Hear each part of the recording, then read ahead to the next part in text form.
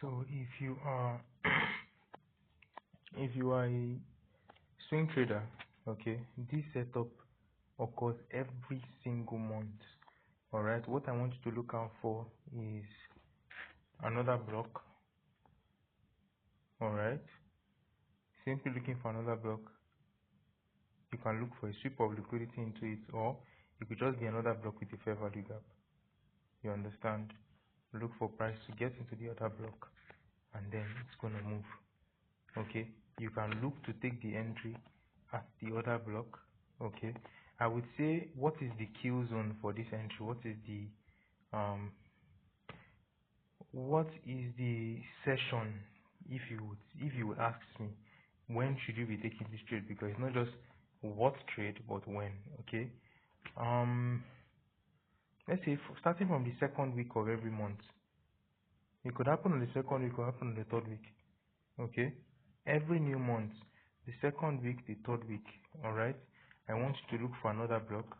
All right, look for a high probability other block. A high probability other block is another block with a fair value gap. Look for a sweep of liquidity into it, or it does not even need to have a sweep of liquidity. It cannot be price retracing into the fair value gap plus the other block. All right, just like we had here. Once we hit that, the next thing you expect is that price will move. Now, you might be someone that does not really like risk. All right, this is a riskier entry. You want something that is easier to understand. So what you can do is to wait for the also trading to the other block, then wait for a market structure shift. Market structure shift. This is a fair value gap. Take your entry on the fair value gap. Keep your stop loss below the third candle of the fair value gap.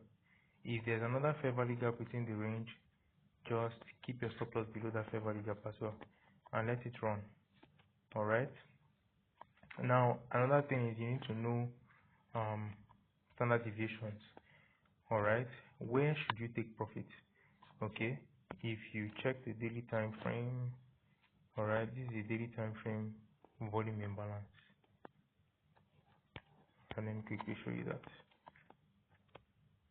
This is a volume imbalance here, and it's not completely filled, so meaning there's no body that overlaps it here, so meaning that price can always return back to it. So which we did. Let's go back to the 4-hour time frame. All right, we move from there and got into that. You can use the 1-hour time frame to define here. I'll show you. All right, but the main thing I want to show you here is, where do you take profit here? All right, I use the standard deviation. I use the standard deviation to find where to take profit. Okay, this is the standard deviation of 1. Okay, 1.5 to 2.5. All right, at this point, and I want to show you how perfect it is. Can you see this? Boom.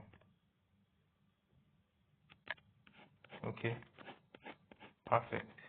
If you want to know what standard deviation this is the first month. Now, why did I tell you to take this trade in the second month? Sorry, second week of the month or third week of the month, is because the first week of the month is the consolidation. All right, so how did I get this standard deviation? It's by drawing out the using my standard deviation FIB2 on this consolidation and this consolidation. Then we're looking for a standard deviation overlap. We had here and here. All right, and you can see how perfect it is to the T, the exact high of the month. Boom, off by a couple pips, right? But exactly the high of the month. Now, if you want this indicator for the standard deviations, so you can get perfect exits like this. You know, it's actually just a tool that helps you to see it. You don't have to start plotting it every time, right? You just turn it on or turn it off. Okay, I've coded it into an indicator, and if you're interested in it, the link to it will be in the description below. Or you can just send it, you can just type it in the comment section. Just click type in "let's go," right? Let's go, or just type in indicator, and I will send you the link to the indicator. Alright guys, peace and love.